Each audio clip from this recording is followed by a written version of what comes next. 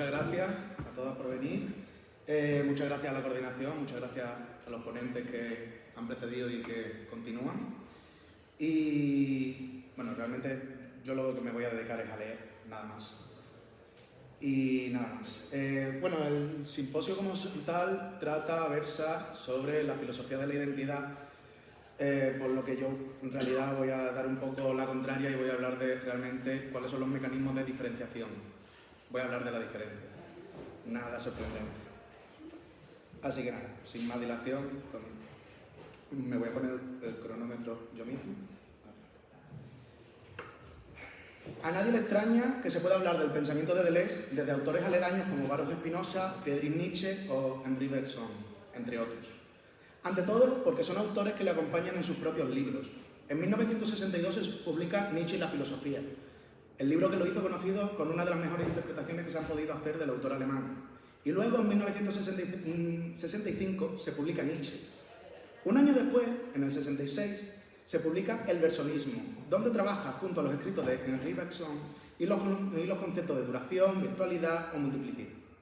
En el 68 sale a la luz una de sus tesis doctorales, que tiene dos, Spinoza y el problema de la expresión.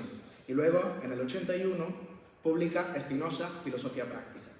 Junto a esto, un sinfín de referencias directas, como por ejemplo aquella meseta llamada 10.000 antes de Jesucristo, la geología de la moral, o esos recuerdos de un bersoniano en 1730, devenir intenso, devenir animal, devenir imperceptible, que ya escribiera junto a Félix Guattari. Sin embargo, la influencia proveniente del antiguo estoicismo no resulta baladí. Lo que motiva esta investigación sería esbozar algo así como una cartografía en la que podamos avistar resquicios estoicos en el pensamiento de Luciano. Cartografía, pues pretendemos elaborar una especie de mapa con las intensidades conceptuales que no sean precisas, pero en ningún momento queriendo significar la teoría, pues el territorio nunca podrá ser identificado con el mapa. Por supuesto, cuando hablamos aquí de estoicos, siempre lo haremos pensando en el estoicismo griego, también llamado antiguo estoicismo. Ante el surgimiento de las poéticas más trascendentes, referentes según la tradición al neoplatonismo, encontramos la propuesta de la inmanencia radical a manos de la estoa griega. Los filósofos del Pórtico, la cual sería su traducción, se ven influenciados por el pensamiento proveniente de Heráclito de Éfeso, entre otros, además de procurar una revuelta del aristotelismo reciente. La cosmología estoica presenta una visión del universo como un todo orgánico, donde cada parte se da ya interconectada y es parte de un orden cósmico. Dos conceptos fundamentales para comprender esta cosmología son el de neuma y el de aion. Neuma, concebido por los estoicos como una fuerza vital omnipresente que impregna todo en la naturaleza, es esa brisa sutil que llena el universo. Esta imagen evoca la idea de una fuerza dinámica y omnipresente que fluye a través de todas las cosas, proporcionando orden y sentido a la realidad. En las antiguas ideas médicas, el neuma se asociaba con el aliento vital que se inhala y se mezcla con la sangre para proporcionar vida al cuerpo. Sin embargo, para los estoicos, el neuma trascendía esta concepción física y se entendía como una sustancia especial que permeaba todo en la naturaleza. Curioso, porque viniendo para acá esta mañana me he visto un vídeo de una física que explicaba una noción que no viene mucho a cuento, pero me hace gracia conectarlo aquí, que es que el aire, dentro de los estudios de la física teórica, sobre todo experimental, se comprende como un fluido, ¿no? Entonces podremos encajar muy bien que no solamente son especulaciones, como muchos otros dirían, y si fuera así, pues tampoco importa mucho. Este neuma, como ya digo, era considerado como la fuerza que impulsa el movimiento y la acción en el cosmos. Se pensaba que esta fuerza estaba siempre presente y lista para actuar, ya sea expandiendo o contrayendo, como si fuera el viento que nos empuja, conduciéndonos a vivir. Crisipo de Solos, que fue uno de los padres del estoicismo griego, desarrolló esta idea de que el neuma es una fuerza activa que nos impulsa a movernos. Cito: si el mundo es uno, es porque el soplo o alma, neuma, que lo penetra mantiene sus partes, porque posee una tensión. Por otro lado, aion se refiere al tiempo cósmico en contraposición al tiempo propio de Cronos, el titán devorador de presentes que nos orienta hacia la muerte. Mientras que el tiempo crónico se percibe como una sucesión lineal de momentos perfectamente medibles, el tiempo aiónico es concebido como un tiempo más amplio, sin principio ni fin, sin medida alguna y orientado desde la vida. Es un tiempo que abarca todas las posibilidades y potencialidades inherentes al universo, donde el pasado y el futuro subsisten en un continuo presente que tan solo existe. La conexión entre la filosofía estoica y el pensamiento de Baruch Spinoza revela una continuidad en la concepción de la realidad como un todo dinámico y en constante cambio. Spinoza adopta y transforma algunos de los conceptos fundamentales del estoicismo, especialmente en su concepción de los cuerpos. Esta noción del neuma como principio vital que anima y conecta todas las cosas encuentra eco en la concepción de Spinoza sobre la sustancia única y sus atributos infinitos. Según Spinoza, la potencia del hombre, en cuanto que se explica por su esencia actual, es parte de la potencia infinita de Dios o de la naturaleza. Además, tanto los estoicos como Spinoza entienden los cuerpos así fueran compuestos por elementos activos y pasivos que interactúan entre sí. Sin embargo, Spinoza va más allá y postula que los cuerpos no son entidades estancas, sino más bien complejas combinaciones de afectos que se entrelazan en un continuo flujo de cambio y transformación. Dirá Spinoza en su Ética. Y el hecho es que nadie hasta ahora ha determinado lo que puede un cuerpo. Es decir, a nadie ha enseñado la experiencia hasta ahora qué es lo que puede hacer el cuerpo en virtud de las solas leyes de la naturaleza, considerada como puramente corpórea, y qué es lo que no puede hacer salvo que el alma lo determine. Pues nadie hasta ahora ha conocido la fábrica del cuerpo de un modo lo suficientemente preciso como para poder explicar todas sus funciones, por no hablar ahora de que en los animales se observan muchas cosas que exceden con largueza la humana sagacidad, y de que los sonámbulos hacen en sus sueños muchísimas cosas que no os harían hacer despiertos. Ello basta para mostrar que el cuerpo, en virtud de las solas leyes de la naturaleza, puede hacer muchas cosas que resultan asombrosas a su propia alma. Para Spinoza, únicamente hay una esencia, en la cual se encuentran todos los atributos y también toda su potencia.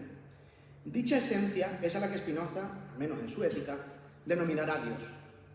Cito: Dios es absolutamente infinito, esto es, la naturaleza de Dios goza de una infinita perfección.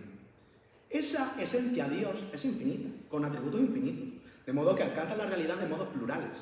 Una modalidad de dicha esencia infinita es el ser humano, al cual solo le pertenecen dos formas de descubrir la realidad: el alma y el cuerpo.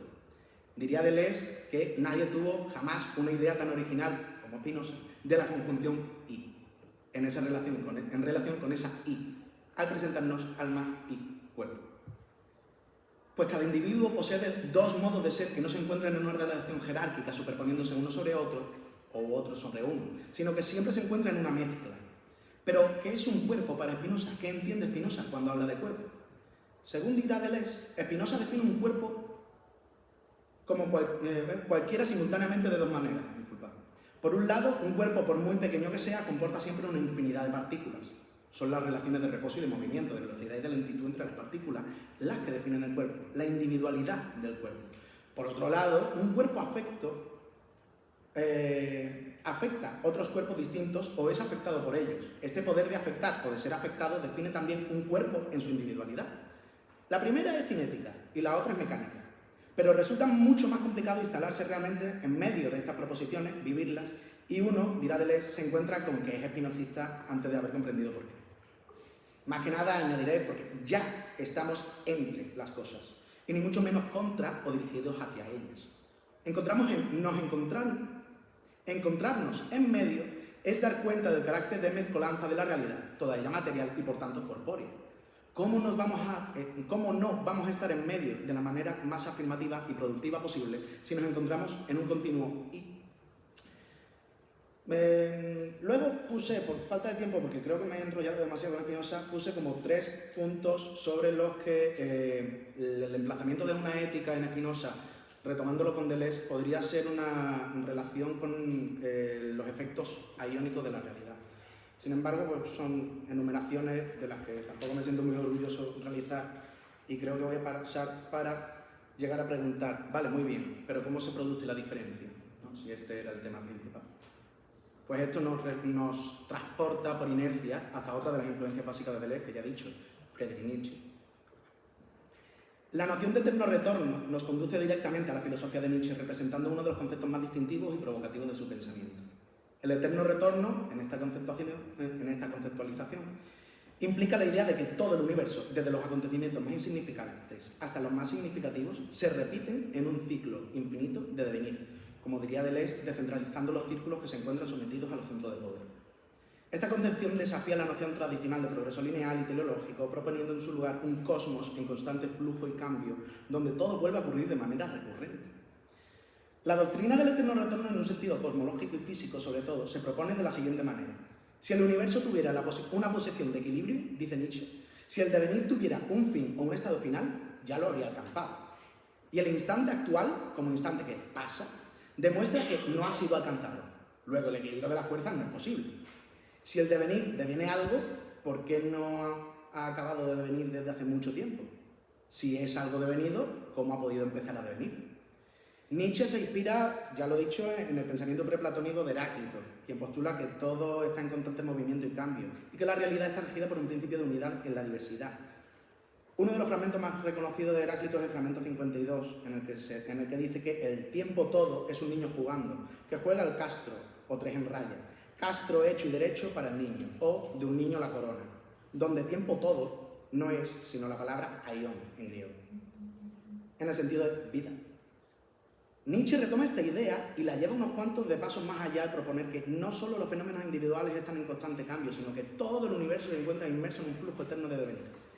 Resulta interesante resaltar la urdimbre estoica sobre la que planteamos el mapa de intensidades, pues el eterno retorno también es una noción propia del estoa griego. Al identificar a Dios con la naturaleza, los estoicos formularon la primera doctrina panteísta explícita de la antigüedad. Dios no es distinto del mundo, es un ser inmanente que está presente en toda su creación, pues todo el mundo es producto del mundo, dirán. Deleuze dirá que el eterno retorno, según Nietzsche, no es de ningún modo un pensamiento de lo idéntico, sino un pensamiento sintético, pensamiento de lo absolutamente diferente que reclama un principio nuevo fuera de la ciencia. Este principio es el de la reproducción de lo diverso como tal, el de la repetición de la diferencia.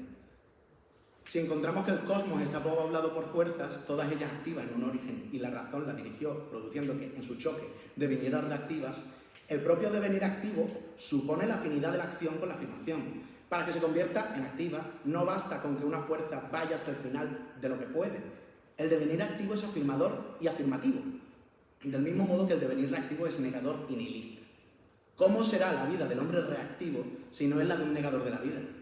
¿Qué habría más parecido al sabio estoico, oriundo del estoicismo griego y para nada propio del reciente malogrado el estoico, oriundo del estoicismo latino, que el hombre activo? Dirá Zaratustra, el gran hastío del hombre, esto era lo que me ahogó y lo que se me metió en el gaznate. Volverá eternamente, el hombre del que estás harto, el pequeño hombre. ¡Ay! El hombre volverá eternamente, y el eterno retorno, hasta del más pequeño, era la causa de mi cansancio por toda la existencia. ¡Ay! Hastío, hastío, hastío. Pues el eterno retorno del hombre pequeño, mezquino, reactivo, no solo hace del eterno retorno algo insoportable, hace del eterno retorno algo imposible. Introduce la contradicción en el eterno retorno, al incrustar la identidad en la vida, al negar la pluralidad que encontramos en la inmanencia y la materialidad más radical que existe. Deleuze enfatiza que el eterno retorno implica la producción de diferencias y multiplicidades. Cada retorno no es una simple repetición de lo que ya ha ocurrido, sino una ocasión para la creación de algo nuevo y único. En este sentido, el eterno retorno es un principio generativo que impulsa el devenir del universo y la emergencia de nuevas posibilidades. ¿Quién es capaz de vivir afirmando tal cosa? ¿Quién es capaz de afirmar la vida, de decir sí y amén a los acontecimientos una vez nos hemos desprendido absolutamente de los ropajes de la moralidad, de la trascendencia, de la identidad, del posicionamiento localizable a través de los valores? No es otro sino el Übermensch, el suprahombre, el hombre activo. Pero claro, ¿cómo podemos asumir que estamos ya empujados a retornar eternamente de manera distinta? ¿Cómo podemos asumir que nos encontramos ya en una eterna diferencia? Para ello, pues, será mejor atender a Henri Bergson. Por ello, recojo la noción de impulso vital, también llamada elan vital, la cual creo que es central para entender su concepción de la vida como una fuerza creativa e impulsadora que impregna el universo y da forma al devenir. Para Bergson, el impulso vital representa una fuerza vital creativa que anima la evolución de la vida en todas sus formas. En este flujo, el impulso vital es esa fuerza impulsora que impregna todo el caos, animando la vida y dando forma a su desarrollo. Bergson lo concibe como aquello que impulsa el devenir del universo, generando constantemente nuevas formas y consideración. Nos lo pregunta Deleuze ya en el bergsonismo. ¿Qué quiere decir Bersón cuando habla de impulso vital? A lo que inmediatamente responde que se trata siempre de una virtualidad que se está actualizando, de una simplicidad que se está diferenciando, de una totalidad que se está deviniendo. Entre tantas otras cosas, es lo que esto llevará a que en 1000 mesetas digan aquello del monismo plural, siempre en una sustracción, n-1. Sin embargo, a lo que ahora nos interpela el impulso vital es ese movimiento que se produce al insertar la duración en la materia, la duré. Y al igual que el neuma, contrae y expande la materialidad con el movimiento. La diferenciación, por tanto, sería una actualización, es decir, una incorporación de los aspectos más virtuales, una transformación intensiva en el cuerpo y, por supuesto, la génesis de una totalidad primordial y virtual que se disocia por las propias líneas de diferenciación a través del movimiento en el entorno-retorno. Pero ¿de qué manera se produce la diferenciación? Se daría por medio de las propias incorporaciones de aquellas realidades que son incorporales, pero sobre todo en medio de la mezcla. Sin la existencia de realidades mixtas no podría darse la diferenciación. El ejemplo clásico de Bersón, que es el mismo que rescata Deleuze, es el de la diferencia animal-vegetal. El animal se divide en instinto e inteligencia. El instinto, a su vez, se divide en muchas direcciones, que se actualizan en especies diversas. Pero hay una nebulosa de instinto en la inteligencia y un algo anímico en las plantas, un algo vegetativo en los animales. En el sentido que le da Deleuze a la lectura de Bersón, la diferencia entendida como la divergencia y la variación constante dentro del devenir es para Deleuze la fuerza motriz que impulsa el movimiento del universo. En resumen, medimos las mezclas como con una unidad impura y ya mezclada. Hemos perdido la razón de los mixtos. La obsesión por lo puro en Bersón corresponde a esta restauración de las diferencias de la naturaleza. Solo lo que difiere en naturaleza podemos decir que es puro, pero solo las tendencias difieren en naturaleza. La diferencia, pues, no es entendida como una mera diversidad de cosas. Sería realizar una identidad, una mismidad de la diferencia, algo absurdo, sino más bien como una fuerza creativa que genera constantemente nuevas formas y configuraciones. No podríamos siquiera hablar de la diferencia, pues ello sería convertirla en algo. La diferencia es aquella fuerza productiva y dinámica que se manifiesta a través de procesos de diferenciación y singularización que atraviesan todos los niveles de la realidad. En lugar de concebirla como una simple negación o falta, Deleuze la concibe como una potencia creativa, y ello da lugar a la multiplicidad. No limita a la vida orgánica, impregna todas las dimensiones de la realidad, desde lo físico hasta lo mental, viceversa, mezclado. Propondrá Deleuze, a propósito de Bersón, una tesis profundamente estoica a propósito de la duración y la memoria. Cito: este es el momento del monismo. Todos los grados de diferencias coexisten en un solo tiempo, que es la naturaleza misma. Y ya termino, porque me he cedido un poco. Hemos podido enfocar ya a través de la mirilla de la historia de la filosofía con la pretensión de encontrar ciertos planteamientos que recorran un mismo problema, lo que se podría llamar así como una especie de arqueología de un problema. El problema que aquí nos ha atravesado no ha sido otro más que el de la inmanencia, pero también nos hemos visto interpelados por la temporalidad, por el espacio, por nuestro lugar, por la constitución del cuerpo, por el movimiento. Lo que encontramos finalmente es una síntesis absolutamente medida a través de pensamientos que han bebido de la fuente de un mismo problema, que a su vez eran muchos y muy diversos. Haced rizoma y no raíz, no plantéis nunca, no sembréis, horadad. No seáis ni uno ni múltiples, sed multiplicidades. Haced la línea, no el punto. La velocidad transforma el punto en línea. Sed rápidos, incluso sin moveros. Quería haberlo leído desde el sitio, pero por no romper la dinámica de la sesión.